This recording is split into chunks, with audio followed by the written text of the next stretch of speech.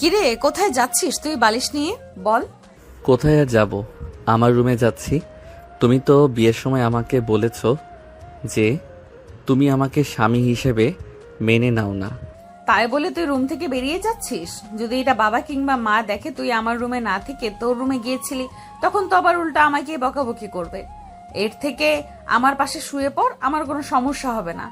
কিন্তু হ্যাঁ, রাতে একদমই আমার কাছে আসার চেষ্টা করবে না। ঠিক আছে আপু। নেহার কথাটা শুনে স্বাধীন তার খাটে গিয়ে আরেক পাশে গিয়ে শুয়ে পড়ে। অন্যদিকে নেহা ব্যালকনিতে চলে যায়। আকাশের দিকে তাকিয়ে থাকে, কিছু একটা ভাবতে লাগে। তারপর তার রুমে এসে ছোট্ট একটা মিনি ফ্রিজ থেকে ড্রিঙ্কস বের করে। স্বাধীন ঘুমায়নি, ফোন দেখছিল। হঠাৎ করে কাচের শব্দ হওয়ায় সেদিকে তাকায়। দেখতে পায় নেহা একটা গ্লাসে ড্রিঙ্কস ঢেলে খাচ্ছে। এটা দেখে স্বাধীন তো অবাক হয়ে যায়। শোয়া থেকে উঠে নেহার দিকে প্রশ্নসূচক দৃষ্টিতে তাকিয়ে বলে, আপু, এইসব কি? তুমি তো এসব খাও না। তোমাকে তো যতটুকু জানি অনেক ভালো। আমি তোমার কথার উত্তর দিতে বাধ্য নই। যা, তুই রুমে গিয়ে ঘুমিয়ে পড়।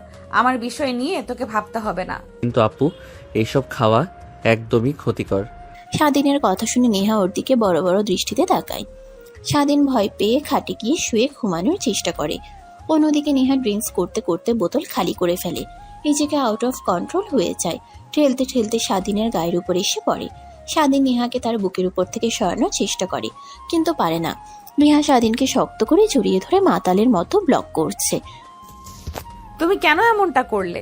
মা বাবাকে ম্যানেজ করলাম তোমার জন্য, আর শেষমেশ কিনা তুমি আমাকে রেখে অন্য আরেকটি মেয়েকে নিয়ে পালিয়ে গেলে কেন? যদি বলতে আমি অন্য আরেকজনকে ভালোবাসি, তাহলে তোমাকে আমি ছেড়ে দিতাম, স্বাধীনভাবে চলতে। তুমি হয়তো নিজেকে মানিয়ে নিতে কষ্ট হতো, তারপরেও মেনে নিতাম। কিন্তু আমার সঙ্গে এরকম গেম খেললে কেন? নেহা আপু, কি বলছেন এগুলো? প্লিজ আমাকে ছাড়েন। দেখেন, আমার মধ্যে কেমন যেন ফিল হচ্ছে। প্লিজ ছেড়ে দেন। উল্টাপাল্টা কিছু করলে আবার দোষ দিবেন আমাকে। তোকে তো ছেড়ে দেওয়ার জন্য ধরিনি। আর তোর সাহস কি করে হয় আমাকে বিয়ে করবি না, তাই না? ওয়েট, তোকে দেখাচ্ছি মজা। কথাটা বলেই স্বাধীনকে শক্ত করে জড়িয়ে ধরে নেহা। তারপর অনবরত তার বুকে, কপালে, গলায় কিস করতে লাগে নেহা। স্বাধীন নেহার প্রত্যেকটা কিসে কেঁপে উঠতে লাগে। নিজেকে আর কন্ট্রোল করতে না পেরে নেহার রেসপন্সের সঙ্গে স্বাধীন রেসপন্স দিতে লাগে। এভাবে অনেকটা সময় পেরিয়ে যায়। নেহাকে শুয়ে দিয়ে স্বাধীন ওর বুক থেকে আঁচলটা সরিয়ে অনবরত নেহার শরীরে, কপালে, গলায় কিস করতে লাগে। নেহা নেশার ঘোরে থেকে বারবার কেঁপে উঠতে লাগে। কতদিনের স্বপ্ন ছিল আমার তোমার সঙ্গে বাসর হবে, আর সেই কিনা তুমি আমাকে বিয়ে না করে অন্য আরেকজনকে বিয়ে করতে নিয়েছিলে। নেহার কথা শুনে স্বাধীনের ধ্যান ভেঙে যায়। স্বাধীন বুঝতে পারে যে নেহা তার জায়গায় অন্য কাউকে ভেবে এইসব কথা বলছে। নিজেকে সামলে নিয়ে নেহার বুকের উপর থেকে উঠে পড়ে। তারপর ওর বুকের উপর শাড়ি দিয়ে পুনরায় খাট থেকে উঠতেই যাবে, ঠিক তখন নেহা স্বাধীনের হাত ধরে একটা টান দেয়। স্বাধীন নিজের টান সামলাতে না পেরে নেহার বুকে গিয়ে পড়ে। তারপর স্বাধীনকে শক্ত করে জড়িয়ে ধরে বলে, কই যাচ্ছ তুমি? তোমাকে তো আমি যেতে দেব না আমার কাছ থেকে। অনেক কষ্ট করে, অনেক কাঠখড় পুড়িয়ে তোমাকে পেয়েছি। দেখেন আপু, আপনি নেশার ঘোরে থেকে উল্টাপাল্টা কথা বলছেন। প্লিজ আমাকে ছেড়ে দেন। সকালে যখন আপনার নেশা ভেঙে যাবে, তখন আবারও তো আমাকে খারাপ আজে বাজে কথা বলবেন। প্লিজ আমাকে ছেড়ে যেও না। আমাকে সুখের সাগরে ডুবিয়ে তারপর তুমি যাও। প্লিজ আমাকে ছেড়ে তুমি যেও না। কথাটা বলে নেহা কান্না করতে লাগে। স্বাধীন সেই দিকে তাকিয়ে ভাবতে লাগে। তাহলে আপুর সঙ্গে যেই ছেলেটার বিয়ে হওয়ার কথা ছিল, আপু সেই ছেলেটাকে আগে থেকে চেনেন, না হলে তার জন্য এমন করবে কেন? কথাটা ভেবে স্বাধীন নেহার বুকের উপর থেকে উঠতে যাবে। নেহা স্বাধীনকে পুনরায় খাটে শুয়ে দিয়ে তার বুকের উপর উঠে ঘাড়ে, কপালে, নাভির উপরে কিস করতে লাগে। নেহার প্রত্যেকটা কিসে স্বাধীন কেঁপে উঠতে লাগে। নিজেকে আর সামলাতে না পেরে নেহাকে নিয়ে হারিয়ে যায় এক ভালোবাসার অতল গভীরে। সেইভাবে পেরিয়ে যায় প্রায় 2 ঘন্টা। সম্পূর্ণ ঘর নিস্তব্ধ। শুধুমাত্র নেহা আর স্বাধীনের ঘন ঘন নিঃশ্বাসের শব্দ ঘরকে কম্পিত করে তুলছে। স্বাধীন নেহাকে তার সঙ্গে শক্ত করে জড়িয়ে ধরে ঘুমিয়ে যায়। পরের দিন সকালবেলা নেহার ঘুম ভেঙে যায়, মাথা ঝিমঝিম করছিল। চোখ মিটমিট করে তাকিয়ে স্বাধীনের বুকের উপর নিজেকে স্থাপিত করে। তারপর নিজের দিকে ভালোভাবে তাকাতেই দেখে তার শরীরে বিন্দুমাত্র পোশাক নেই, শুধুমাত্র শাড়িটা গায়ে পেঁচানো। এটা দেখে নেহা অনেক রেগে যায়। নিজের রাগকে আর কন্ট্রোল করতে না পেরে স্বাধীনকে লাথি দিয়ে মেঝেতে ফেলে দেয়। স্বাধীন হঠাৎ ঘুমের মাঝে পড়ে যাওয়ার অনুভব করে ঘুম ভেঙে যায়। তাকিয়ে দেখে নেহা তার দিকে রাগী দৃষ্টিতে তাকিয়ে আছে। আচ্ছা, তখন তোকে যদি না বলতাম রুমের মধ্যে যা, তাহলে আজ আমার এই অবস্থা দেখতে হতো না। তোকে তো বলেছি তোকে স্বামী হিসেবে মানি না, তারপরও তুই আমার সুযোগের সদ্ব্যবহার করেছিস। তোকে আমি ছাড়বো না, কুত্তার বাচ্চা। কথাটা বলেই নেহা তার শরীরে ভালোভাবে পোশাক পরিধান করে নেয়। তারপর স্বাধীনের কাছে এসে অনবরত লাথি ঘুষি কিল দিতে লাগে। স্বাধীন ভেবাচেকা খেয়ে যায় আর কথাগুলো শুনে ড্যাব ড্যাব করে তার দিকে তাকিয়ে বলতে লাগে, আপু তুমি এগুলো কি বলছো? তুমি তো আমাকে জোর করে করলে, আবার সব দোষ আমার উপরে ঢালছো। একদম মিথ্যা কথা বলবি না। আমি তো ড্রিঙ্কস করেছিলাম। আমি আজকেই প্রথম না, প্রতিদিন রাতে ড্রিঙ্কস করি। কখনো আমার তো এরকম হয়নি। অবশ্য আজকে রেগে গিয়ে একটু বেশি ড্রিঙ্ক করে ফেলেছিলাম, আর তুই সেই সুযোগটাই কাজে লাগিয়েছিস। কুত্তার বাচ্চা, তোর খবর আছে। আপু সরি, যখন আপনি আমার সঙ্গে ওইগুলো কাজ করতে নিয়েছিলেন তখন নিজেকে আর কন্ট্রোল করতে পারি না। প্লিজ আমাকে ক্ষমা করে দেন। তুই কেমন কাজ করেছিস যে তোর কোনো ক্ষমা নেই? ওয়েট, তুই বাবা আমার পছন্দের ছেলে না। তোকে দেখাচ্ছি কিভাবে এই বাড়ি থেকে বের করি, তুই দেখতে থাক। কথাটা শুনে স্বাধীন নেহার পা জড়িয়ে ধরে বলতে লাগে, প্লিজ আপু, কিছুদিন পর আমার এক্সাম, এর মধ্যে তুমি কোনো সিন ক্রিয়েট করো না। আর ভালো করে তো জানো এই পৃথিবীতে আমার কেউ নেই আঙ্কেল আন্টি ছাড়া। তারা আমাকে থাকতে দিয়েছে, নিজের ছেলের মতো করে বড় করছে।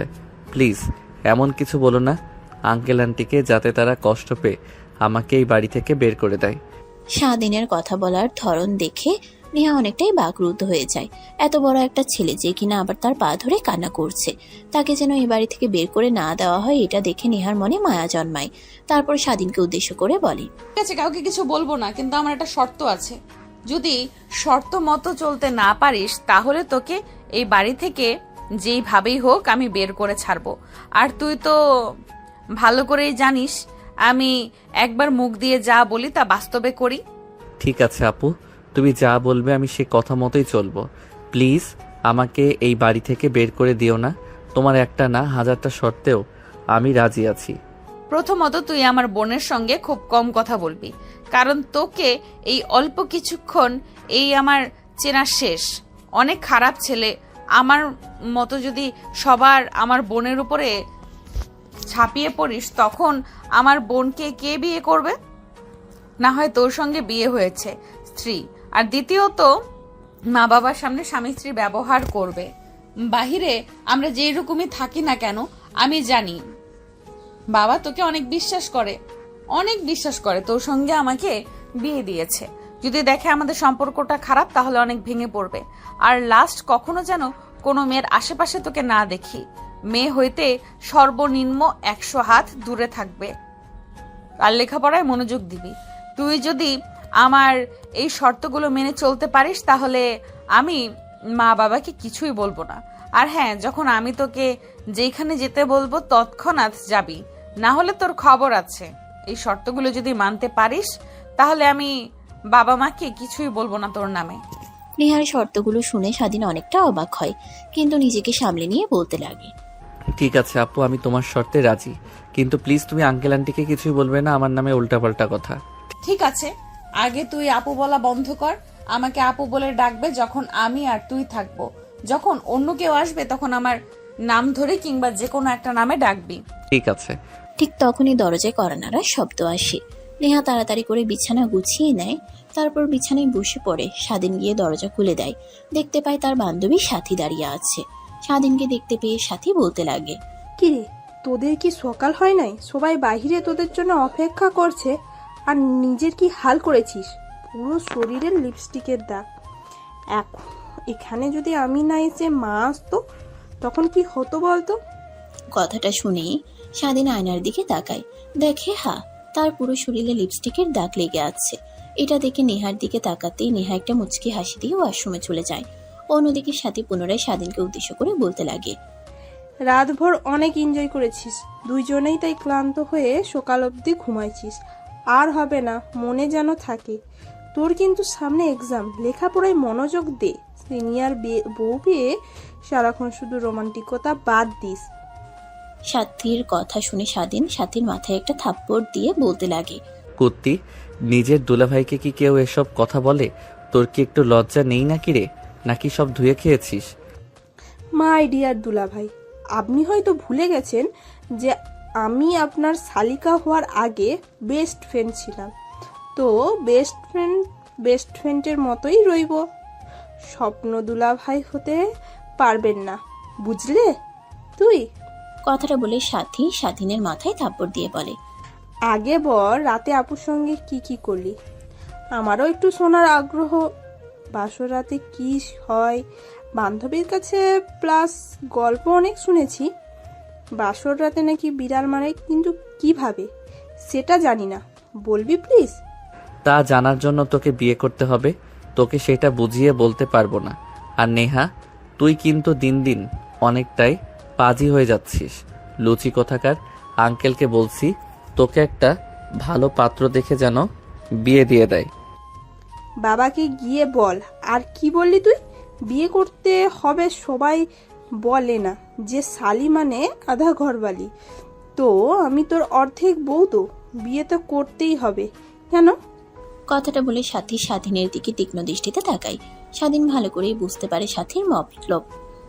তারপর স্বাধীন সাথীকে বলতে লাগে, দেখ তোর মতো আমার একদমই ভালোই দেখ তোর মত আমার একদমই ভালো লাগছে না।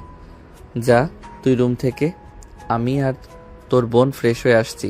আর এইসব উল্টাপাল্টা চিন্তা একদমই মাথা থেকে ঝেড়ে ফেল। আগে তোর ফ্রেন্ড ছিলাম, কিন্তু এখন তোর দুলাভাই। কথাটা মাথায় ঢুকিয়ে রাখ।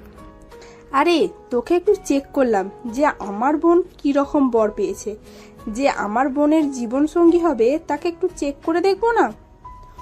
অবশ্য তোকে অনেক আগে থেকেই চিনি, তারপরেও একটু দেখলাম আমার বোন অনেক লোয়াল একটা বর পেয়েছে। কারণ নজর যেন না লাগে তোদের সম্পর্কের মধ্যে। কুত্তি কোথাকার। কি তুই আমাকে পরীক্ষা করবি? আমাকে তুই চিনিস না? কথাটা বলে স্বাধীন নেহার বোনকে দৌড়ানি দিতে লাগে। সেখান থেকে দৌড় লাগায় সাথী। তারপর স্বাধীন পুনরায় নেহার রুমে এসে দরজা লাগিয়ে দিয়ে খাটে বসে হাঁপাতে লাগে। ঠিক তখনই ওয়াশরুমে দরজা দিয়ে ভেতরে প্রবেশ করে নেহা। স্বাধীনকে হাঁপাতে দেখে প্রশ্নসূচক দৃষ্টি নিক্ষেপ করে নেহা বলতে লাগে, কিরে, তোর আবার কি হয়েছে? এভাবে হাঁপাচ্ছিস কেন? মনে হচ্ছে যুদ্ধ করেই এইমাত্র বাসায় ফিরলে। আরে বলো না আপু। ও সরি, তুমি তো আবার আপু বলতে নিষেধ করেছ। তাহলে কি বলে রাখবো? হ্যাঁ, মনে পড়েছে। সুন্দর একটা নাম দেই তোমার। হ্যাঁ, মিষ্টি। স্বাধীনের কথা শুনে নেহা স্বাধীনের দিকে তীক্ষ্ণ দৃষ্টিতে তাকায়। হেয়ার ড্রায়ার করতে করতে স্বাধীনকে বলতে লাগে, মিষ্টি মানে? এইটা আবার কেমন নাম? এত অদ্ভুত নাম আমার হতে যাবে কেন? তুই আমাকে নেহা বলে ডাকবি, সমস্যা নেই। ঠিক আছে, তোমার নাম ধরেই এখন থেকে ডাকবো আমি। এবার বল, তখন অমন করে হাঁপাচ্ছিলি কেন? কি হয়েছিল তোর? আরে বলো না আপু, তোমার বজ্জাত বোন আমাকে বলে কি না কিভাবে বিড়াল মারলো, বাসর ঘরে কি কি হয়, এই সবচেয়ে জানতে চাচ্ছে, তাই দৌড়ানি দিয়েছি। তা তুই প্রতি উত্তরে কি বললে? সিনিয়র বউয়ের সঙ্গে তারপর অনেক এনজয় করেছিস, এইসবই বললি, তাই তো? আরে না, ও তো আগে আমার বান্ধবী ছিল, কিন্তু এখন তো আমার শালিকা। ওর সঙ্গে কি সব ডিসকাস করা যাবে? আর আমি কি এতটাই পাগল নাকি? আচ্ছা, বুঝতে পেরেছি। সাথী এসে কি বললো শুনিসনি? নিচে আমাদের জন্য সবাই অপেক্ষা করছে। যা, তুই ওয়াশরুমে গিয়ে গোসল করে আয়, নাকি এই শরীর নিয়ে বাহিরে যাবি? সে কি বলছো এগুলো তুমি? এই শরীর নিয়ে কিভাবে বাইরে যাব? কিন্তু এই রুমে তো আমার কোনো পোশাক নেই, গোসল করতে যাব কি নিয়ে? সোফায় দেখ, 2টা প্যাকেট আছে, যেটা পছন্দ হয় ওইটা নিয়ে যা। বাবা রাতে দিয়ে গেছে রুমে, বলেছে ওইখানে তোর জন্য কিছু নতুন পোশাক কেনা আছে। তারপর স্বাধীন নেহার কাছে গিয়ে চুল থেকে গামছাটা বের করে নেয়। নেহা স্বাধীনের দিকে রাগী দৃষ্টিতে তাকায়, কিন্তু স্বাধীন সেদিকে কোনো ধ্যান দেখায় না। তারপর সোফার সামনে গিয়ে একটা ব্যাগ নিয়ে ওয়াশরুমে প্রবেশ করে গোসল করে পোশাক পরিবর্তন করে নতুন পোশাক পরে ওয়াশরুম থেকে বের হয়ে দেখে নেহা শাড়ি পরার চেষ্টা করছে, কিন্তু বারবার কুচি খুলে যাচ্ছে। এটা দেখে স্বাধীন গিয়ে নেহার কুচি ধরে। নেহা দেখে অবাক হয়, কিন্তু কিছু বুঝতে দেয় না স্বাধীনকে। তারপর শাড়ি পরানো শেষ হলে কুচি দিতে যাবে, ঠিক তখনই দেখে নেহার 2 হাতে শাড়ির 2 মাথা। তারপর স্বাধীন নেহার নাভিতে কুচি ঢুকিয়ে দিতে লাগে। কুচি ঢুকাতে গেলে নেহার নাভিতে স্পর্শ করে নেহা কেঁপে ওঠে, চোখ বন্ধ করে নেয়। স্বাধীন শাড়িতে কুচি দেওয়া শেষ হলে নেহার দিকে তাকায়, দেখে নেহা চোখ বন্ধ করে নিয়েছে। তখনই স্বাধীন নেহাকে বলে, আপু সরি, নেহা শাড়ি পরানো শেষ হয়েছে, এবার দেখেন কেমন লাগছে আপনাকে। আর শাড়ি পরতে পারেন না আপনি, তাহলে কালকে শাড়ি পরেছিলেন কিভাবে? আরে আগামীকাল তো পার্লার থেকে এসে আমাকে সাজিয়ে দিয়েছিল, আর আমি তো শাড়ি পরতে পারি না। আজকে ইউটিউব থেকে শিখে শিখে শাড়ি পরতে নিয়েছিলাম, কিন্তু পারলাম আর কই।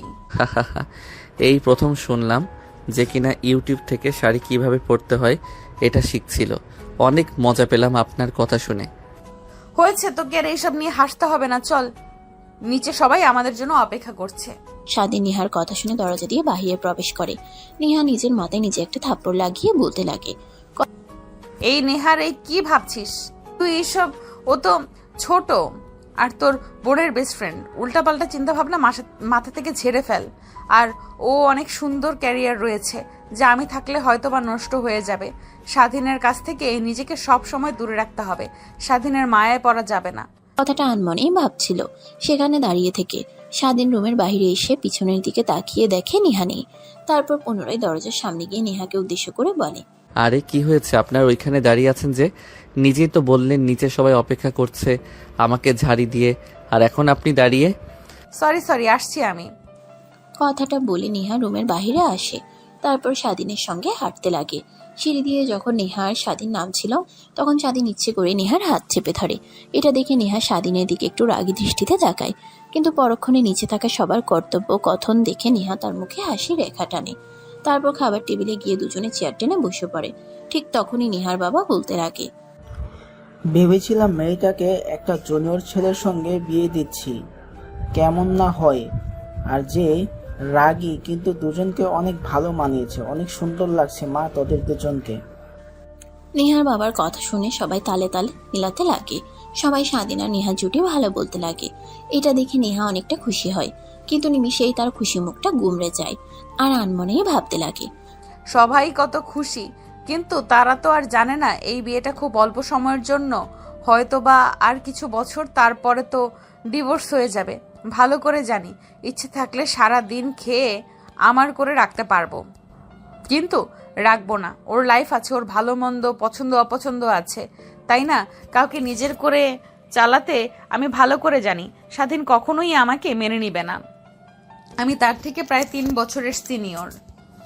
সবার ইচ্ছে থাকে জুনিয়র মেয়েকে বিয়ে করা, সেইখানে তো আমি সিনিয়র। আসলে আমার কপালটাই খারাপ, কাউকে ক্ষণস্থায়ীভাবে পাই না। কথাগুলো আনমনে ভাবছিল। ঠিক তখনই পাশ থেকে নেহার বোন অর্থাৎ সাথে তার গায়ে হাত দিয়ে বলতে লাগে, কিরে আপু, কই হারিয়ে গেলি কল্পনার জগতে? বাবা, তোকে কখন থেকে ডাকছি, কিন্তু তুই তো বাবার কথার কোনো সাড়াও দিচ্ছিস না। কোথায় যেন হারিয়ে গিয়েছিস তুই? আরে না, কই কিছু না তো। হ্যাঁ বাবা, বলো, কি বলবে তুমি? না কিছু না, বলছি খাওয়া দাওয়া শেষ করে তোরা তোদের রুমে গিয়ে অপেক্ষা করিস, তোদের সঙ্গে কিছু ইম্পর্টেন্ট কথা আছে। আচ্ছা বাবা। তারপর খাবার সার্ভ করতে লাগে। খাওয়া শেষ করে সবাই বসার রুমে গিয়ে আড্ডা দিতে লাগে। স্বাধীন আর নেহা একটা সোফায় বসে রয়েছে। দুইজন স্বাধীন ইচ্ছে করে রয়েছে, এটা দেখে নেহা শুধু ফুরছে, কিন্তু কিছুই বলতে পারছে না এতগুলো মানুষের সামনে। স্বাধীন নেহাকে তার দিকে রাগী দৃষ্টিতে তাকিয়ে থাকতে দেখে নেহার কানের কাছে গিয়ে বিড়বিড় করে বলে, প্লিজ কিছু মনে করবেন না। এখন যদি সবার সামনে কেমনভাবে হাত না ধরে থাকি, তাহলে সবাই মনে করবে আমাদের সম্পর্কটা ভালো নেই। দেখছেন না আমাদের হাসি খুশি দুইজনের বন্ডিং দেখে সবাই কতটা খুশি হয়েছে। কিন্তু হাসিটা তো শুধুমাত্র ক্ষণস্থায়ী, চিরস্থায়ী তো নয়। তো সবাইকে দেখিয়ে কি বোঝানোর চেষ্টা করছিস তুই? দেখুন আমাদের সম্পর্কটা কি রকম আপনি ভালো করেই জানেন, তারপরেও বলছেন যে। ঠিক তখনই তাদের দুজনের কাছাকাছি মুখ নিয়ে এসে সাথী কানে কানে নেহা আর স্বাধীনকে বলতে লাগে, my dear best friend, oh sorry দুলা ভাই অ্যান্ড বোন রুমে আছে, রুমে গিয়ে যা ইচ্ছে করো। সবার সামনে এমনভাবে কথা বলছো, সবাই কি মনে করবে? যাও রুমে যাও। আর বাবা তো বললো তোমাদের রুমে যেতে। সাথীর কথা শুনে নেহা একটু রেগে গিয়ে বলে, সাথে এটা কিরকম ব্যবহার? দেখছিস না কথা বলছি, তারপরও দুইজনের মধ্যে কান ঢুকিয়ে দিয়ে কথা বলছিস। একটা কথা মনে রাখবে, আগে স্বাধীন তোর বন্ধু ছিল, কিন্তু এখন দুলা ভাই। ওকে সম্মান দিয়ে কথা বলবে। নেক্সট টাইম যেন তুই তুকারি করতে না দেখি, তাহলে বাবাকে বলবো গিয়ে। আরে বাদ দাও না, তুমিও কি ওর মতো হতে যাবে নাকি? চলো রুমে যাই। বাবা না বললো আমাদের কি যেন ইম্পর্টেন্ট কথা বলবে। কথাটা বলে স্বাধীন দাঁড়ায়। তারপর নেহার হাত ধরে সবার সামনে দিয়ে হেঁটে তাদের রুমের দিকে যেতে লাগে। সবাই দুজনের দিকে তাকিয়ে থেকে বলতে লাগে, দেখো নেহা মামুনিকে আর স্বাধীন বাবাকে দুজনকে কত সুন্দর মানিয়েছে। যখন নেহা মামুনির বিয়ে ভেঙে যাচ্ছিল তখন তো আমি অবাক হয়ে যাই, মেয়েটার জীবন বোধ হয় এখানেই শেষ। কিন্তু সবার সামনে স্বাধীন দাঁড়িয়ে থাকে, বিয়ে করলো। দেখো অল্প কিছু সময়ের মধ্যে আবার নেহা মামুনির মুখে হাসিয়ে ফুটে এনেছে। যদি নেহা মামুনিকে সুখে রাখতে পারবে একমাত্র স্বাধীনই স্বাধীন। হ্যাঁ, ঠিক বলেছো তুমি। দুজনকে কত সুন্দর মানিয়েছে, কেউ দেখে বুঝতেই পারবে না। নেহা মা স্বাধীনের থেকে 3 বছরের সিনিয়র। দেখে যেন মনে হচ্ছে নেহা মামুনি ছোট, স্বাধীনই বড়। কথাগুলো বলেই তারা নিজেদের মধ্যেই হাসাহাসি করতে লাগে। অন্যদিকে স্বাধীন আর নেহা সব কথোপকথন শুনতে পায়। দুজন দুজনের দিকে তাকিয়ে মুচকি একটা হাসি দেয়। তারপর তাদের রুমের দিকে যেতে লাগে। রুমের কাছে গিয়ে দেখে নেহার বাবা রুমের মধ্যে আগে থেকে সোফায় বসে আছে। স্বাধীন আর নেহা সোফায় বসে পড়ে। তারপর নেহার বাবা উঠে দরজা লাগিয়ে দেয়। এটা দেখে স্বাধীন একটু অবাক হয়, কিন্তু কিছু বুঝতে দেয় না। তারপর নেহাকে আর স্বাধীনকে উদ্দেশ্য করে নেহার বাবা বলে, শোনো মা আর স্বাধীন বাবা, তোমাদের দুজনকে উদ্দেশ্য করে বলছি, আমি জানি তোমরা সবার সামনে সেরকম দেখাও না, তোমরা নিজেদের মধ্যে আসলে তেমন না। আমি এত জানি যে একটা সম্পর্ক কখনো এই অল্প সময়ের মধ্যে এতটা ঘনিষ্ঠ হতে পারে না। কিন্তু একটা কথা মনে রাখবে, যাই করো আমার মান সম্মান কখনো নষ্ট করো না। আর স্বাধীন বাবা, তোমাকে আমার ছেলের মতো দেখি, বাসায় থাকতে দিয়েছি, পড়ালেখার খরচ দেই, আমার মেয়ের সঙ্গে তোমাকে বিয়েও দিয়ে দিয়েছি। ধরতে গেলে আমার ছেলের মতোই তুমি। এমন কোনো কাজ করবে না যার দ্বারা আমি অসম্মানিত হই। তোমাদের দুজনের কাছ থেকে শুধু এইটুকুই চাওয়া আমার। কথাটা বলেই নেহার বাবা সোফা থেকে উঠে দরজা খুলে রুমের বাইরে চলে যায়। নেহার বাবা রুম থেকে চলে যেতেই স্বাধীন নেহা অনেকটা অবাক হয়ে যায়, কারণ তারা এমনভাবে চলছিল কেউ যেন সন্দেহ না করে।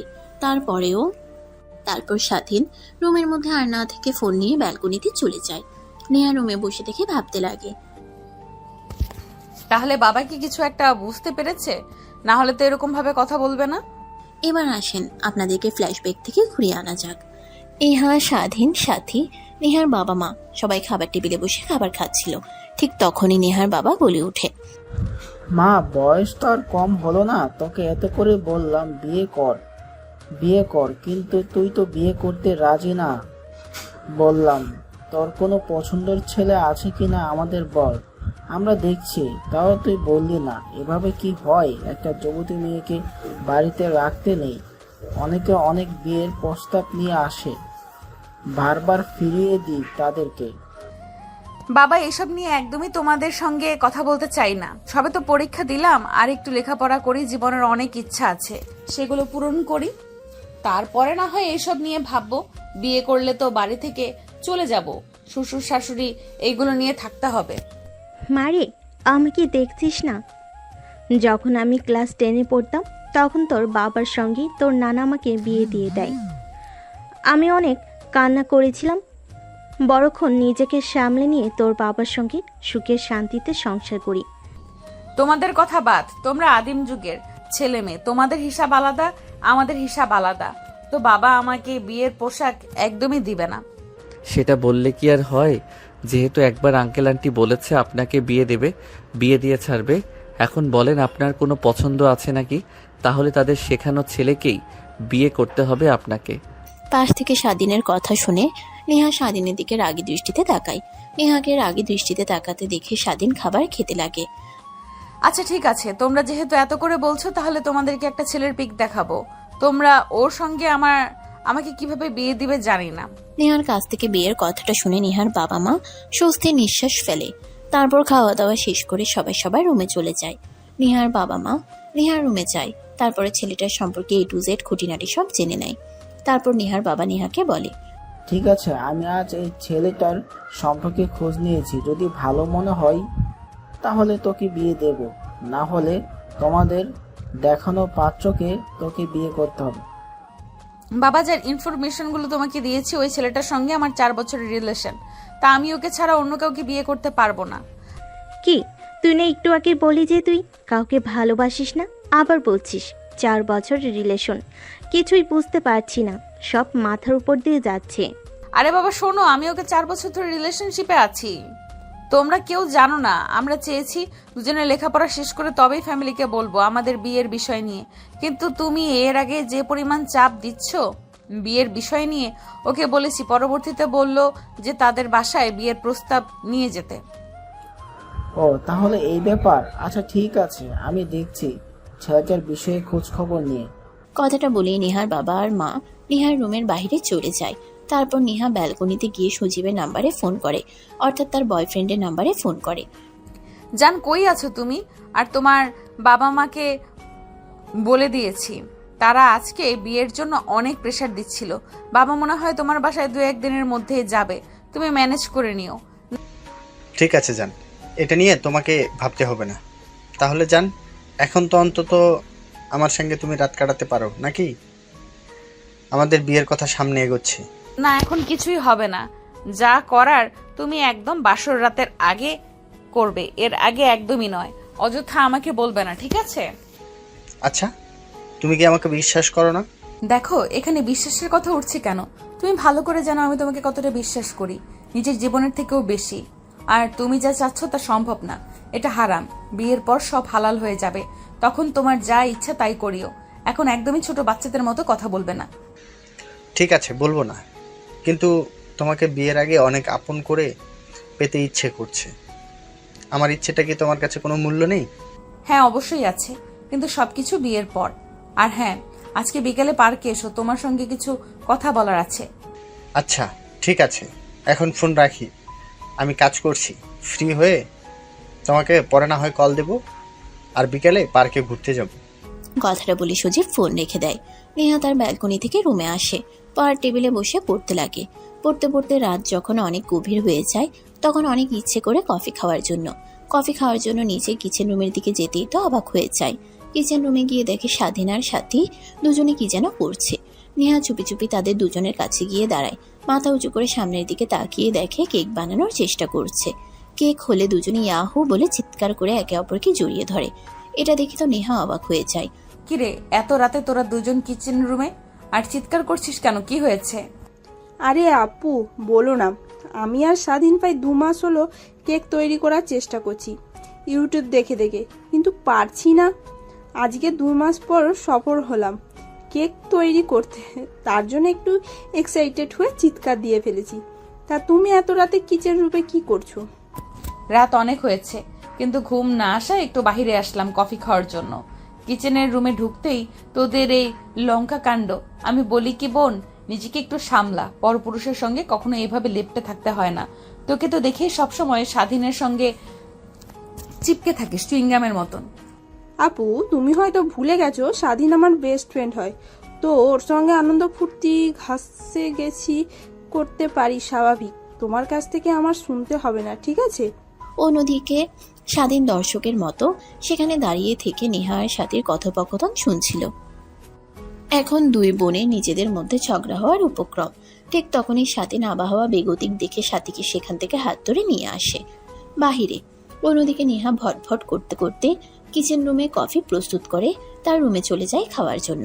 অন্যদিকে স্বাধীন সাথীকে ঠান্ডা করে বলতে লাগে, আচ্ছা বুঝলাম না তোর কি হয়েছে। আমার বিষয়ে কেউ কোনো কথা বললে তুই রেগে যাস, তার সঙ্গে উল্টাপাল্টা ব্যবহার করিস। কলেজে আবার কোনো মেয়ে যদি আমার দিকে বাদ দিয়ে দৃষ্টিতে তাকাই, শেষ। তাই তাদের তুই মেরে হাসপাতালে পাঠিয়ে দিস। বুঝলাম না কি হয়েছে তোর। তুই আমার শুধু বেস্ট ফ্রেন্ড না, তুই আমার অন্য কিছু। তার কারণেই তোকে এত কেয়ার করি, যত্ন করি, মেয়েদের কাছ থেকে দূরে দূরে রাখি, সব সময় নিজের কাছে চুইংগামের মতন আটকি রাখি। দেখ, আমি তোকে নিজের বান্ধবী ছাড়া অন্য কোনো নজরে দেখি না, তো এইসব কথা বলবি না। ইন ফিউচার কখনো দেখতে পারবো না। আমরা বেস্ট ফ্রেন্ড, এটাই ভালো, ঠিক আছে? আর উল্টাপাল্টা চিন্তা যদি মাথাতে আসে তাহলে মাথা থেকে বের করে দিস। কথাটা বলে স্বাধীন তার রুমের দিকে যেতে লাগে, কিন্তু ভালো না লাগায় সোজা ছাদে চলে যায় রাতের মনোমুগ্ধকর পরিবেশটা উপভোগ করার জন্য। অন্যদিকে নেহা কফি প্রস্তুত করে তার রুমের দিকে যাচ্ছিল, কিন্তু পরিবেশটা ভালো না লাগায় ভাবে ছাদে গেলে অনেক ভালো লাগবে। তাই ছাদে আসে, দেখতে পায় ছাদের এক কর্নারে আলো চলছে। সামনের দিকে একটু এগিয়ে যেতে দেখে স্বাধীন সেখানে দাঁড়িয়ে থেকে মোবাইলে কিছু একটা করছে। ঠিক তখনই পিছন থেকে নেহা শুকনো একটা কাশি দিয়ে বলে, কি ব্যাপার, এত রাতে তুই ছাদে কি করছিস? হাওয়া খাওয়ার জন্য। কিন্তু আপনি এত রাতে কি করছেন ছাদে? ঘুম আসছে না তাই কফি বানিয়ে ছাদে আসলাম একটু হাওয়া খাওয়ার জন্য। শোন, তোকে একটা কথা বলি, তোর চলাফেরা আমার একদমই ভালো লাগছে না। আমার বোনের কাছ থেকে দূরে দূরে থাকার চেষ্টা করবি। বামন হয়ে কখনো চাঁদের দিকে যেন হাত না বাড়াস, একটা কথা মাথায় রাখবি, মনে রাখবি। তুই কিন্তু রাস্তার ছেলে, তোকে আমার বাবা বাড়িতে ঠাঁই দিয়েছে, তুই যেন আমার বাবার যাওয়ার সুযোগের সদ্ব্যবহার না করিস। আমি কি বোঝাতে চাচ্ছি তুই নিশ্চয়ই বুঝেছিস। ঠিক আছে আপু, বুঝতে পেরেছি। কথাটা বলে স্বাধীন পুনরায় তার ফোনের স্ক্রিনের দিকে নজর দেয়। অন্যদিকে নেহা তার কফি শেষ করে কিছুক্ষণ ছাদে দাঁড়িয়ে পায়চারি করে তার রুমে চলে যায়। স্বাধীন নেহার পিছু পিছু এসে তার রুমে গিয়ে ঘুমিয়ে পড়ে।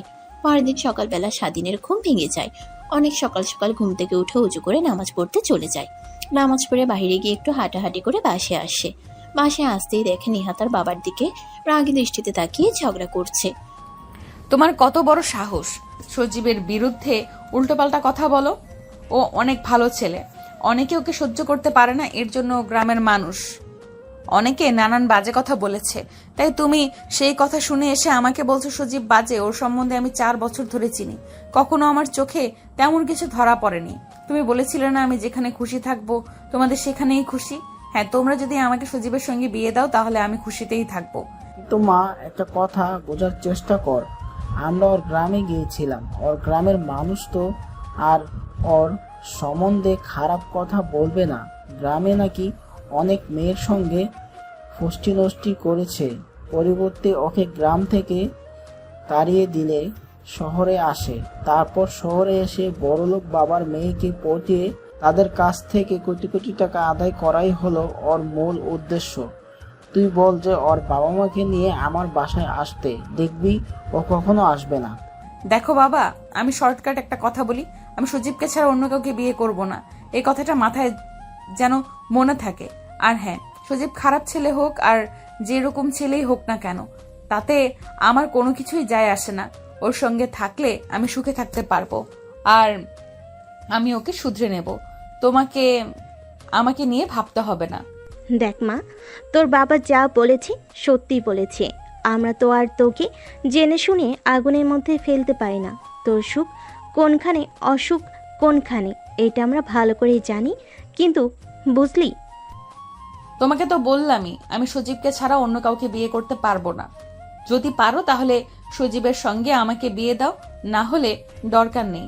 আর হ্যাঁ, যদি জোরাজোরি করো তাহলে আমার মৃত মুখ দেখবে, বলে দিলাম কথাটা। কথাটা বলেই নেহা তার রুমে চলে যায়।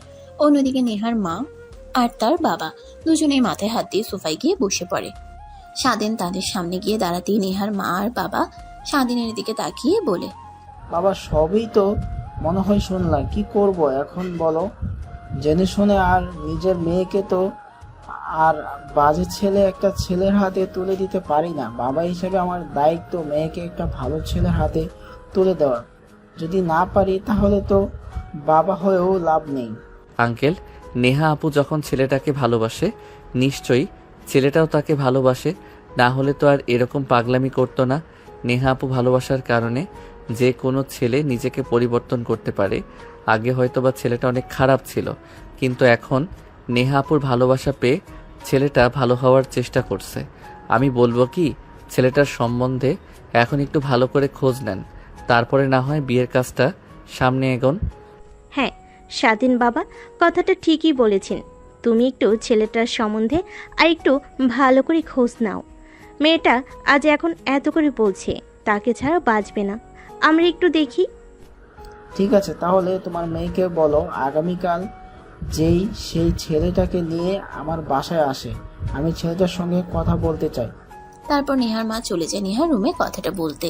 স্বাধীন সেখানে আর না দাঁড়িয়ে থেকে তারপর রুমে চলে যায়। রুমে গিয়ে ফ্রেশ হয়ে খাবার টেবিলে আসে, খাওয়া দাওয়া করে কলেজে চলে যায়। এভাবেই কেটে যায় 2টা দিন। দুপুরের দিকে স্বাধীনের সাথে দুজনে একসঙ্গে কলেজ থেকে আসে। দেখতে পায় বসার রুমে একটা ছেলে বসে আছে, আর নেহার মা আর বাবা তাকে প্রশ্ন করছে। নেহা পাশে দাঁড়িয়ে আছে। স্বাধীন বুঝতে পারে এটাই হয়তোবা ওই ছেলেটা সজীব। স্বাধীন সেদিকে আর না গিয়ে সোজা তার রুমে চলে যায়। তারপর ফ্রেশ হয়ে পোশাক পরিবর্তন করে নিচে আসে। নিচে এসে দেখে ছেলেটা এখনো বসে নিহার বাবার সঙ্গে কথা বলছে। স্বাধীন সামনে এগুতেই সজীব নামে ছেলেটা নিহার মা বাবার কাছ থেকে বিদায় নিয়ে চলে যায়। এদিকে স্বাধীন নিহার মা বাবার কাছে গিয়ে দাঁড়াতেই তারা স্বাধীনকেও উদ্দেশ্য করে বলতে লাগে, বাবা, তুমি তো ঠিকই বলেছিলে, ছেলেটার সঙ্গে কথা বলে মোটেও তো মনে হলো না এই ছেলেটা এতটা বাজে। কি গোছানো কথা বলার স্টাইল, কি পোশাক আশাক, কি চলাফেরা ধরন, আমার তো পছন্দ হয়েছে। তুমি কি বলো নেহার মা? আচ্ছা, আমারও পছন্দ হয়েছে। তাহলে একটা কাজ করি, ছেলেটার অ্যাড্রেস ও আমার কাছে আছে, ওর মা আর বাবার সঙ্গে কথা বলে ওদের দুজনের বিয়ে ঠিক করে ফেলি। কি বলো তুমি? তুমি যা ভালো মনে করো, আমার এখানে অমত নেই।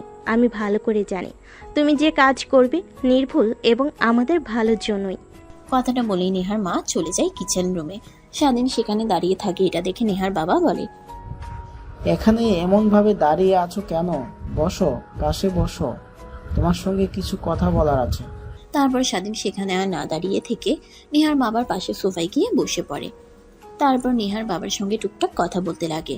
ঠিক তখনই সেখানে হাজির হয় নেহা। বাবা, তোমাকে বললাম না একবার কথা বলে দেখো সজীবের সঙ্গে, তোমার অনেক পছন্দ হবে। হ্যাঁ, ও আমাকে বলেছে আগে অনেক খারাপ ছিল, কিন্তু আমাকে পাওয়ার পর থেকে নিজেকে শুধরে নিয়েছে। আচ্ছা তাহলে তুই এইখানে বই, আমি দেখছি কি করা যায়। কালকে না হয় ছেলেটার ফ্যামিলির সঙ্গে গিয়ে কথা বলবো তোদের বিয়ে নিয়ে। ডেট ফিক্স করে আসবো গিয়ে আমি আর তোর মা। নেহা তার বাবার কথা শুনে অনেকটা খুশি হয়ে গিয়ে নেহা তার বাবাকে জড়িয়ে ধরে। এভাবে পেরিয়ে যায় বেশ কয়েকটা দিন। নেহার বাবা সজীবের বাবা মার কাছে গিয়ে তাদের বিয়ের সম্বন্ধে কথা বললে তারা রাজি হয়ে যায়। দেখতে দেখতে যত বিয়ের সময় ঘনিয়ে আসছে, নেহার এক্সাইটমেন্ট ততই দ্বিগুণ হয়েছে। একদিন সবাই যায় মার্কেট করার জন্য। তখন সেখানে উপস্থিত হয় নেহা আর সজীব। তারপর দুজন একটা রেস্টুরেন্টে গিয়ে কথা বলতে লাগে। কথা বলা শেষ করে বাইরে আসে। সবাই তাদের দিকে তাকাতেই নেহা গিয়ে শাড়ি সিলেক্ট করতে লাগে। অন্যদিকে সজীব শপিং মলের বাইরে চলে যায়। এই কাণ্ড দেখে সেখানে থাকা সবাই হা করে। তারপর কেনাকাটা শেষ করে যে যার বাসায় চলে আসে। বিয়ের সময় ঘনিয়ে আসতেই পুরো বাড়িটা সাজানো হয় বড় মেয়ের বিয়ে বলে কথা। সাজানোর কোনো কমতি রাখেনি। পুরো মহল্লা দাওয়াত দিয়েছে। প্রায় 400 জনের মানুষের সমাগম। দেখতে দেখতে বিয়ের সময় চলে আসে। নেহাকে পার্লার থেকে আসে সাজানোর জন্য। পুরো বাসা ভর্তি দাওয়াতের মানুষ, সবাই শুধু বরের জন্য অপেক্ষা করছে। দেখতে দেখতে বর আসার সময় পার হয়ে যায় সবার কপালে চিন্তার ছাপ। ঠিক এক রকমই নেহার বাবা যতবার সজীবের নাম্বারে ফোন করছে বারবার বন্ধ দেখাচ্ছে। সজীবের বাবার নাম্বারে ফোন করলে একই অবস্থা। ঠিক তখনই নেহার নাম্বারে একটা নোটিফিকেশন আসে। টপ করে নেহা ফোনটা হাতে নিয়ে নোটিফিকেশনটা অন করতেই দেখে সজীব একটা মেসেজ পাঠিয়েছে। প্রিয় নেহা, সরি প্রিয় বললে ভুল হবে। আমার তো মূল উদ্দেশ্য ছিল তোমাকে শুধু ইউজ করা। ভেবেছিলাম তোমাকে বিয়ের প্রতিশ্রুতি দেখাতে দেখাতে তোমাকে বিয়ের আগেই ভোগ করে ছেড়ে দেব, কিন্তু তুমি তো নাছর বান্দা। বিয়ে করে পরে তোমার শরীর আমাকে দেবে। আমি তো অন্য একজনকে ভালোবাসি, আমার জীবনের থেকেও বেশি। আর হ্যাঁ, আরেকটা উদ্দেশ্য ছিল। আমার বন্ধু তোমাকে প্রপোজ করেছিল সবার সামনে। তুই প্রপোজ অ্যাকসেপ্ট না করে সবার সামনে আমার বন্ধুকে থাপ্পড় মেরেছিলি আর উল্টাপাল্টা অনেক কথা বলেছিলি। আমার বন্ধু এই কষ্ট সহ্য করতে না পেরে নিজেকে ধীরে ধীরে নেশার জগতে নিয়ে গেছে। এখন নেশা ছাড়া সে কিছুই বোঝে না। তোর মতো একটা মেয়ের জন্য একটা ভালো ছেলের জীবন খারাপ হয়ে গেছে। তাই আমার মূল উদ্দেশ্য ছিল তোকে খাওয়ার পর তোকে ছেড়ে দেওয়া, যেন তুই বুঝতে পারিস ভালোবাসা কতটা ভয়ঙ্কর। কিন্তু সেটা পারলাম না। কিন্তু এতটুকু পারলাম, তোর বাবার মান সম্মান সবার সামনে ধুলোয় মিশিয়ে দিতে। তোকে আর এখন কেউ বিয়ে করবে না। যে মেয়ের জামাই বিয়ের আসর থেকে পালিয়ে যায় সেই মেয়েকে কে বিয়ে করবে? মেসেজটা পড়ে নেহা নিজের চোখের পানি আর দমাতে পারে না। অঝরে কান্না করতে লাগে। এটা দেখে সবাই ভয় পেয়ে যায়। দূরে নেহার বাবাকে ডাক দেয়। নেহার বাবা রুমে আসতেই নেহা তার বাবাকে শক্ত করে জড়িয়ে ধরে কান্না করতে করতে বলে, বাবা তুমি ঠিক ছিলে, আমি ভুল। তুমি এত করে বলেছিলে ছেলেটা ভালো না, কিন্তু তোমার কথা শুনি নাই। আমি নিজের ইচ্ছে আগুনের মধ্যে ঝাঁপ দিয়েছিলাম, আর এখন মেসেজ পাঠিয়েছে যে আমাকে বিয়ে করতে পারবে না। ও নাকি আমার দেহ ভোগ করতে চেয়েছিল, কিন্তু আমি না দেওয়াতে ও বিয়োগ দিয়ে অপেক্ষা করে, কিন্তু আমি তাও দিইনি। ও যেই বিয়ের সময় ঘনিয়ে আসে তখন চলে যায় ওর আরো একটা গার্লফ্রেন্ডকে নিয়ে। দেখ মা, এখন আর ভেবে তো কোনো লাভ নেই, যা হবার তো হয়ে গেছে, নিজেকে সামলা, আমি দেখছি কি করা যায়। কথাটা বলেই নেহার বাবা নেহার রুম থেকে চলে আসে। অন্যদিকে নেহা ভাবতে লাগে, তোকে যদি একবার কাছে পাই তাহলে যে কি করব নিজেও জানি না। আরে কুত্তার বাচ্চা। নেহার মনে এখন আর কোনো কষ্ট নেই, শুধু আছে শুধু আছে সজীবের প্রতি ক্ষোভ আর রাগ। অন্যদিকে নিমিষেই বুড়ো বাসা ভর্তি লোকের কানে চলে যায় নেহার সঙ্গে যার বিয়ে হওয়ার কথা সে অন্য আরেকটি মেয়ে নিয়ে পালিয়ে গেছে। সবাই নেহাকে অনেক কথা বলতে লাগে, মেয়েটার ভাগ্য খারাপ, কালি রসুন এসব। তখনই নেহার বাবার কাছে যায় স্বাধীন। দেখে নেহার বাবা একটা চেয়ারে বসে নিশ্চুপ দর্শকের মতো কান্না করছে। আঙ্কেল কান্না করছেন কেন? যা হবার তা তো হয়েছে, এই বিষয় ভেবে আর কোনো লাভ নেই। এখন আমার মেয়েকে বিয়ে করবে কে? সবাই তো নেহাকে বাজে নজরে দেখবে। ঠিক তখনই নেহার বাবা স্বাধীনের দিকে তাকিয়ে বলে, বাবা প্লিজ, তুমি আমার মেয়েকে বিয়ে করো। জানি তুমি বিয়ে না করলে আমার মেয়ের নামে পুরো গ্রামে দুর্নাম সরে যাবে। আঙ্কেল কি বলছেন এইগুলো? নেহা আপু তো আমার অনেক সিনিয়র, আর নেহা আপু আমাকে কখনোই মানতে পারবে না। আপনি নেহা আপুর কাছ থেকে শুনে আসেন, তারপর যা ইচ্ছা তাই করবেন। বিয়েতে আমার কোনো দ্বিমত নেই। তারপর নেহার বাবা দৌড় লাগায় নেহার রুমের দিকে। নেহার রুমে গিয়ে নেহাকে উদ্দেশ্য করে সবকিছু বলে। নেহাও রাজি হয়ে যায় তার বাবার মান সম্মান রক্ষার্থে। পরবর্তীতে নেহার বিয়ে দিয়ে দেওয়া হয়। আর বাকিটুকু তো আপনারা জানেনই। এখন বর্তমান দেখতে দেখতে পেরিয়ে যায় একটা মাস। স্বাধীন সকাল সকাল ঘুম থেকে উঠে ফ্রেশ হয়ে খাওয়া দাওয়া করে কলেজের উদ্দেশ্যে রওনা হয় স্বাধীন সাথী। স্বাধীনের একটা বাইক আছে যেটা নেহার বাবা কিনে দিয়েছিল অনেক আগে। সেই বাইকে করে স্বাধীন আর সাথী দুজনে কলেজে একসঙ্গে যায়। ছাদের উপর দাঁড়িয়ে নেহা কফি খাচ্ছিল আর স্বাধীন আর সাথী যাওয়ার দিকে তাকিয়েছিল। একটু পর নেহাও চলে যায় তার ভার্সিটিতে যাওয়ার সময় স্বাধীনের কলেজ টপকে যেতে হয়। রিক্সা দিয়ে যাচ্ছিল, হঠাৎ স্বাধীনের কলেজের দিকে নজর যায়। নেহা দেখতে পায় স্বাধীন আর সাথে একটা ফুচকা হাউসে বসে আছে, একে অপরকে ফুচকা খাইয়ে দিচ্ছে। এটা দেখে নেহা অনেকটা রেগে যায়। নিজের রাগ কন্ট্রোল করে ভার্সিটিতে চলে আসে। কোনো মতে ক্লাস শুধু অপেক্ষা করছে কখন বাসায় যাবে আর স্বাধীনকে উত্তম মাধ্যম মারবে। নেহার ভার্সিটি শেষ হলে বাসায় ফিরতে যাবে, তখন কলেজের সামনে দেখে স্বাধীন আর সাথী দুজনে বাইকে চিপকে ধরে কই যেন যাচ্ছে। এটা দেখে আরো রাগ দ্বিগুণ হয়ে যায় নেহার। রিক্সা দাঁড় করাতে বললেই স্বাধীন গাড়ি স্টার্ট দিয়ে সেখান থেকে চলে যায়। নেহা রিক্সাতে উঠে পুনরায় বাসার দিকে আসতে লাগে। অন্যদিকে স্বাধীন আর সাথী দুজনে পুরো শহরটা ঘুরে। অন্যদিকে নেহা বাসায় যেয়ে তার রুমে বসে থেকে লাঠি হাতে নিয়ে দাঁড়িয়ে আছে, শুধুমাত্র স্বাধীনের আসার অপেক্ষা করছে। ঘোরাঘুরি শেষ হলে স্বাধীন আর সাথী দুজনেই বাসায় আসে। স্বাধীন বাইকটা পার্কিং এ রেখে নেহার রুমের দিকে যায়। দরজা খুলে ভিতরে প্রবেশ করে স্বাধীনের চোখ ছানা বড়া হয়ে যায়। দেখে তার সামনে লাঠি হাতে নিয়ে দাঁড়িয়ে আছে। বলতে পারেন তার আজকে নির্ঘাত কপালে শনি আছে। ব্যাগটা টেবিলে রাখতেই নেহা গিয়ে দরজা লাগিয়ে দিয়ে স্বাধীনের কাছে এসে লাঠি দিয়ে আঘাত করতে লাগে। এটা দেখে স্বাধীন বলে, আমি আবার কি করলাম? আপনাকে এরকম ভাবে মারছেন কেন? কুত্তার বাচ্চা, তোকে না বলেছি তুই আমার বোনের কাছ থেকে সবসময় দূরত্ব বজায় করে থাকবি? আর তুই যেখানে আমার বোনের সঙ্গে সবসময় চিপকে থাকিস, ফুচকা খাওয়ায়, গাড়িতে করে পুরো শহর ঘুরিস, তুই কিন্তু আমার শর্ত লঙ্ঘন করছিস। এর ফল কি হতে পারে তুই জানিস? মা বাবাকে তোর নামে উল্টাপাল্টা কথা বলে কিন্তু বাড়ি থেকে বের করে দিব। দেখুন, সাথী আমার বান্ধবী হয়, আমি ওর সঙ্গে ঘুরবো না কার সঙ্গে ঘুরবো? আর ও তো আপনার বোন হয়, তো বোনকে কেউ অত সন্দেহ করে? ও ভালো করে জানে আমি আপনার হাজব্যান্ড, যতটুকু থাকা দরকার ততটুকুর ভিতরে থাকেও। আমি কি তোর কাছ থেকে কৈফিয়ত শুনতে চেয়েছি? তুই যদি নিজের ভালো চাস তাহলে সাথীর কাছ থেকে দূরে দূরে থাকবি, এটাই আমার লাস্ট ওয়ার্নিং। কথাটা বলেই নেহা স্বাধীনের কলার ছেড়ে দেয়। স্বাধীন নেহার কাছ থেকে ছাড়া পেয়ে দীর্ঘ একটা নিঃশ্বাস ফেলে বলে, ঠিক আছে। তারপর ওয়ার্ড্রপের ভিতর থেকে জামা কাপড় বের করে ওয়াশরুমে চলে যায় গোসল করার জন্য। গোসল করে বাইরে এসে দেখে নেহা এখনো রেগে আছে। এটা দেখে স্বাধীন নেহার কাছে গিয়ে বলে, দেখেন, আমাদের সম্পর্কটা কি আপনি ভালো করে জানেন, তারপর আমার জীবনের মধ্যে আপনি কেন হস্তক্ষেপ দেখাচ্ছেন? আমি আমার মতো চলি, আপনি আপনার মতো চলেন। তার মানে তুই আমার সঙ্গে যা যা করেছিস আমার বোনের সঙ্গে করবি, আর আমি তাকিয়ে তাকিয়ে দেখব আমার বোনের জীবন নষ্ট হতে? তা হবে না। দেখুন সাথী, জাস্ট মাই বেস্ট ফ্রেন্ডের থেকে বেশি কিছু না। আর ও একটু অবুঝ, তাই সবসময় ওই রকম করে। আমি ওকে অনেক বোঝানোর চেষ্টা করেছি কিন্তু বোঝাতে পারি নাই। বারবার বলেছে তুই আমার দুলাভাই, এবং বেস্ট ফ্রেন্ড। তোর তো একটু কেয়ার করবই আমি। স্বাধীনের কথার পেস্টে আর কোনো কথা বলার না নেহা। তারপর ওয়ার্ড্রোব থেকে জামা কাপড় নিয়ে সোজা ওয়াশরুমে চলে যায় গোসল করার জন্য। নেহা গোসল করে বাইরে এসে তো অবাক হয়ে যায়, দেখে স্বাধীন শুয়ে আছে, তার পিঠের উপর সাথী শুয়ে স্বাধীনকে জড়িয়ে ধরেছে। এটা দেখে নেহা রেগে চিৎকার দিয়ে বলে। সাথী এসব কি? হঠাৎ দুজনের সাথে ভয় পেয়ে যায়। তারপর স্বাধীনের উপর থেকে উঠে দাঁড়ায়, নেহার দিকে তাকিয়ে বলে, কিরে আপু, তোর কি হয়েছে? তোর জামাইকে তো আর নিজের করে নিইনি, ও আমার বেস্ট ফ্রেন্ড প্লাস দুলা ভাই। তো স্বাধীনের সঙ্গে একটু ফাজলামি করছিলাম, এর থেকে বেশি কিচ্ছু না। তাই বলে তুই স্বাধীনের পিঠের উপর শুয়ে থেকে জড়িয়ে ধরবি? এইটা আবার কেমন বদ অভ্যাস? আপু, তুমি হয়তো ভুলে যাচ্ছ, স্বাধীন আমার বেস্ট ফ্রেন্ড হয়। বারবার এক কথা বলে কান খাচ্ছিস। বেস্ট ফ্রেন্ড আমাদের ফ্রেন্ড ছিল না? আমরা তো তাদের সঙ্গে এইসব কেন? ওর হাতও ধরতাম না। আর এখনকার কি পেয়েছিস? নেহার ধমক শুনে সাথী কান্না করে দেয়। অন্যদিকে নেহার মা বাবা নেহার রুম থেকে চিৎকার চেঁচামেচি শুনে নেহার রুমে চলে আসে।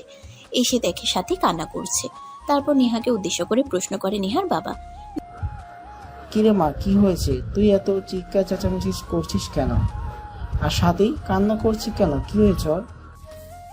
সেটাই না হয় তোমার মেয়ের কাছ থেকে শোনো। নেহার কথাটা শুনে সাথী কান্না করতে করতে চলে যায়। সাথের পেছনে নেহার মা বাবা রুম থেকে চলে যায়। নেহা গিয়ে খট করে দরজা লাগিয়ে দেয়। তারপর স্বাধীনের কাছে এসে ওর কলার চেপে ধরে দেওয়ালের সঙ্গে বলতে লাগে, কুত্তার বাচ্চা, আমি তোকে কি বুঝিয়ে গেলাম আর আসার পর কি দেখছি? তোকে বললাম আমার বোনের কাছ থেকে দূরে দূরে থাকবে, আর তুই কি না? আসলে তোকে কি দোষ দেব? সব পুরুষই এক। মেয়ে মানুষ দেখলে নিজেদের আর সামলাতে পারে না। কথাটা বলেই নেহা স্বাধীনকে ছেড়ে দেয়।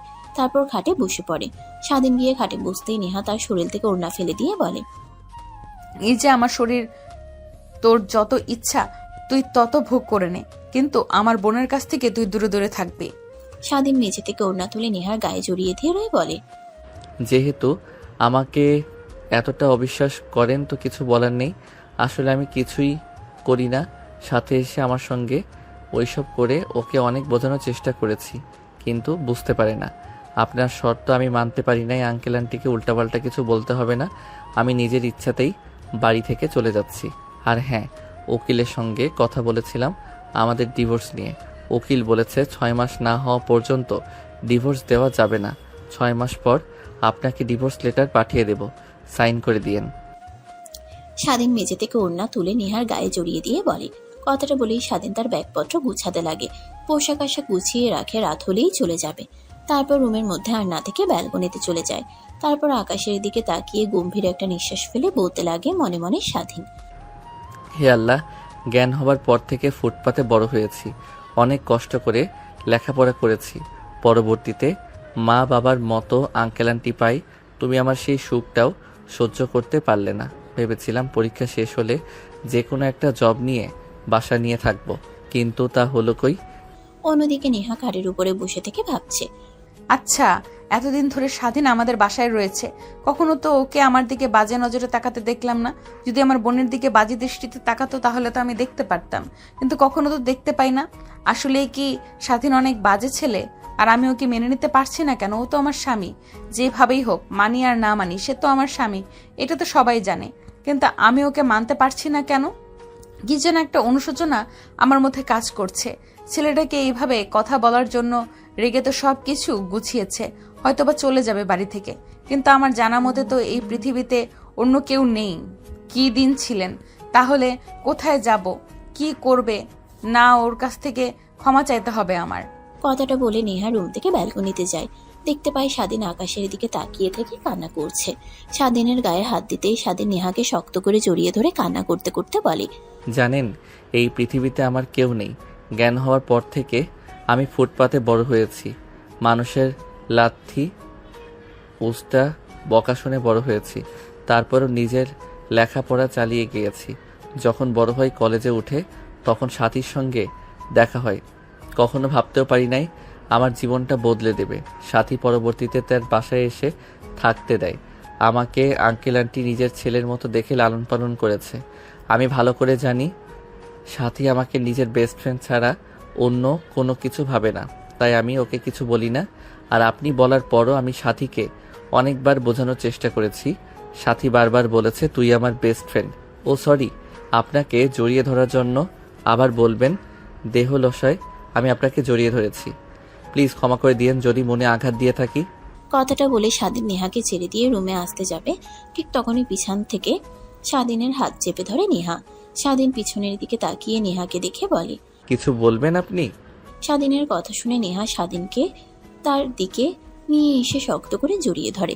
স্বাধীন ভ্যাবাচেকা খেয়ে যায় নেহার কাণ্ড দেখে, কিন্তু নিজেকে সামলে নিয়ে নেহাকে উদ্দেশ্য করে আবার প্রশ্ন করে, কি হলো আপনার, এমনভাবে জড়িয়ে ধরলেন কেন? প্লিজ ছাড়েন আপনি আমাকে। নাকি আজকেও রেগে ড্রিঙ্কস করে আমার সঙ্গে এসে মাতলামো করছেন? না, আমি ঠিক আছি, নিজের মধ্যে আছি। আর সরি তোকে ভুল বোঝার জন্য। কথাটা বলে নেহা স্বাধীনের ঠোঁটের সঙ্গে ঠোঁট লাগিয়ে চুষতে লাগে। স্বাধীন তো অবাক, এর অষ্টম পর্দায় পৌঁছে যায়, কারণ কখনো ভাবতেও পারিনি এরকমটা করবে নেহা। স্বাধীন অনবরতও বলে, কিন্তু নেহা ছাড়ে না। প্রায় 5 মিনিট পর স্বাধীনকে ছেড়ে দিয়ে কলার চেপে ধরে খাটে নিয়ে এসে ফেলে দিয়ে স্বাধীনের বুকের উপরে বসে নেহা বলতে লাগে, কি ও শুরু করেছিস? ওই দিন তো নেশার ঘরে ছিলাম, কিছু অনুভব করিনি। আজ এনজয় করব, ওই দিনের মতো করে ভালোবাসবি, না হলে তোর খবর আছে। আপু, আপনি ঠিক আছেন? আপনার কিছু হয়েছে? না হলে এরকম করবেন কেন আপনি? কিসের উপরে কিসের আপু?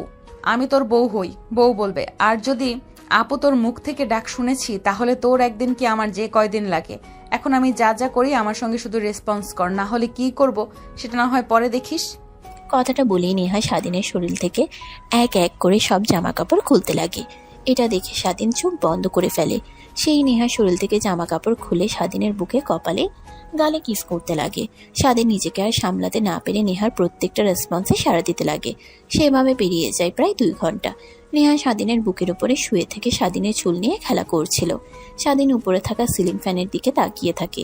নেহার দিকে তাকিয়ে বলতে লাগে, দেখেন, আপনি নিজেও জানেন আমাদের সম্পর্কটা কখনোই এক হবে না। তারপরেও এসব কি? ওই দিন তো আপনি মাতাল ছিলেন, আমি নিজেকে সামলাতে পারিনি, কিন্তু আজকে? কিন্তু আমি তো তোকে মেনে নিয়েছি। মানে? তোকে কেন সাদের সঙ্গে দেখলে আমার এতটা রাগ হয় বুঝতে পারছিস না?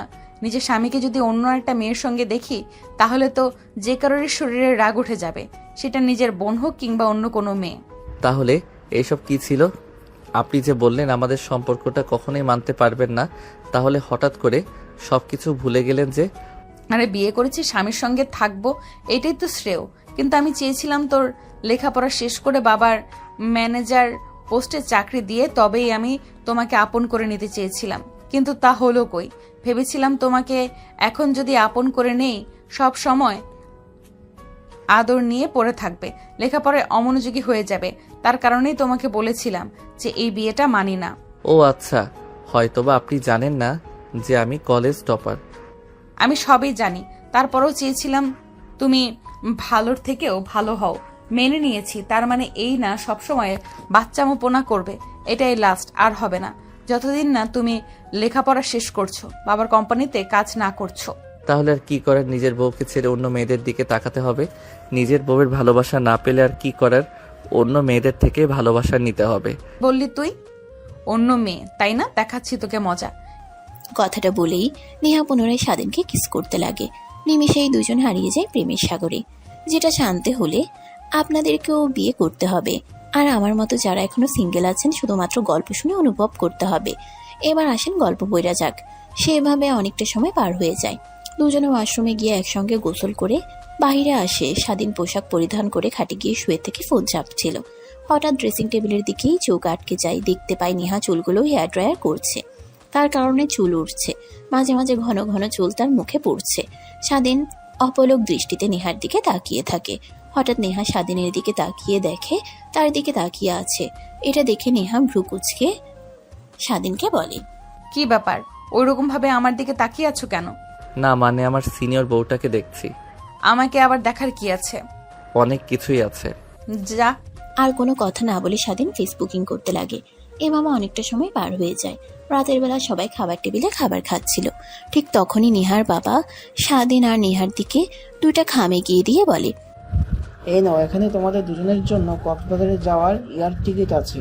আগামীকাল সকাল 10টার সময় তোমাদের দুজনের ফ্লাইট। মানে কক্সবাজার কেন বাবা? কোনো কি সমস্যা হয়েছে?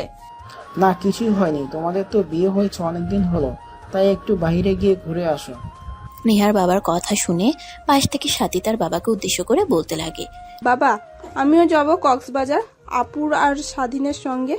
কেন আবার কাবাবের মধ্যে হাত ধুতে যাবি? নেহার বাবার কথা শুনে স্বাধীন বিষম খেয়ে যায়।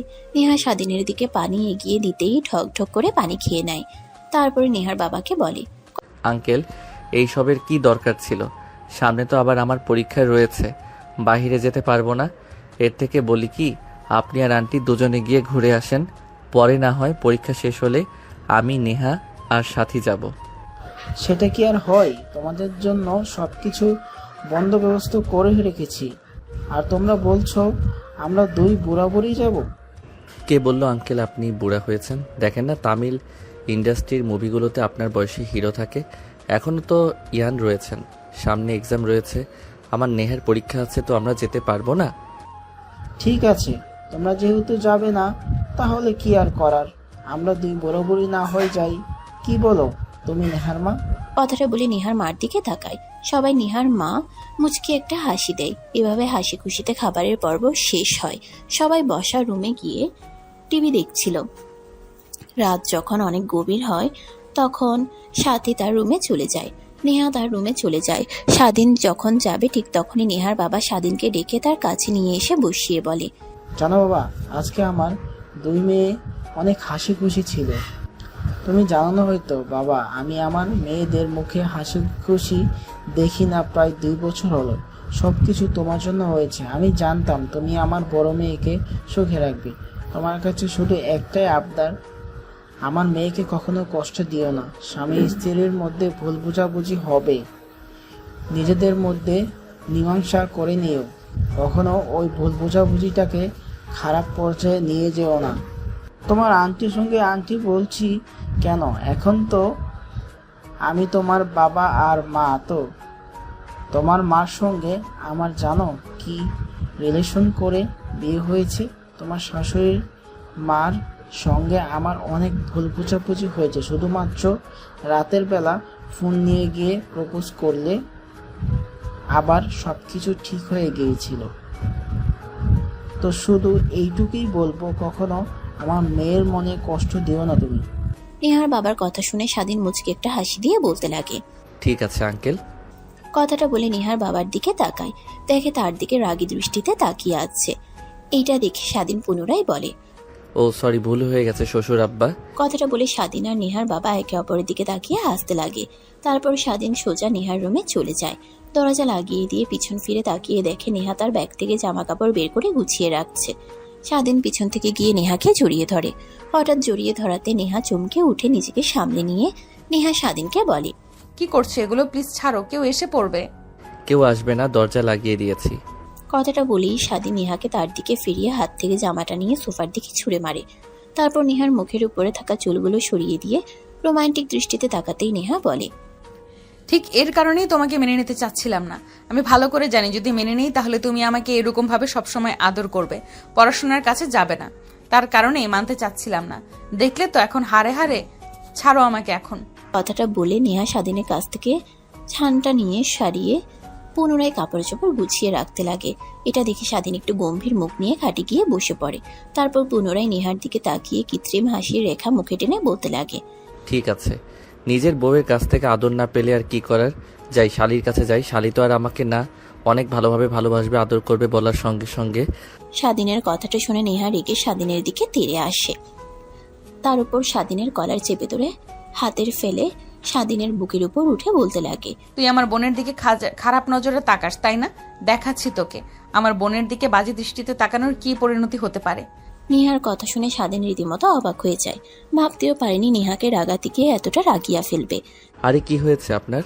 আমি তো এমনিতে রাগানোর জন্য বললাম কথাগুলো। স্বাধীনকে ভয় পেয়ে যেতে দেখে নেহা হাসি দিয়ে উঠে হাসতে হাসতে স্বাধীনের ঠোঁটের সঙ্গে ঠোঁট লাগিয়ে চুষতে লাগে। স্বাধীন তো অবাক হয়ে যায়। এই মেয়ের মতিগতি বোঝা বড় মুশকিল। কিছুক্ষণ পর নেহা স্বাধীনকে ছেড়ে দেয়। তারপর হাসতে হাসতে নেহা বলে, আরে আমি আমার স্বামীকে ভালো করে চিনি। তুমি যে আমাকে রাগানোর জন্য কথাটা বলেছো এটাও জানি। শুধুমাত্র একটু তোমাকে ভয় পাওয়া দেখার জন্য তখন তোমাকে এভাবে কথাটা বলেছিলাম। কি আমার ভয় পাওয়া দেখতে তোমার ভালো লাগে, তাই না? দেখাচ্ছি এবার। কথাটা বলে নেহাকে তার উপর থেকে সরিয়ে বিছানার সঙ্গে ফেলে নেহার ঘাড়ে কোমরে অনবরত কিস করতে লাগে। স্বাধীনের প্রত্যেকটা স্পর্শে নেহা কেঁপে উঠতে লাগে। এইভাবে অনেকটা সময় পার হয়ে যাওয়ার পর স্বাধীন লাইট অফ করে দেয়। তারপর তারা দুজনে হারিয়ে যায় এক ভালোবাসার অতল গভীরে। এখন নায়ক আর নায়িকা তাদের ভালোবাসা বিনিময় করতে ব্যস্ত। জান এখন গল্প শেষ। কেমন হয়েছে গল্পটা অবশ্যই বলে যাবেন।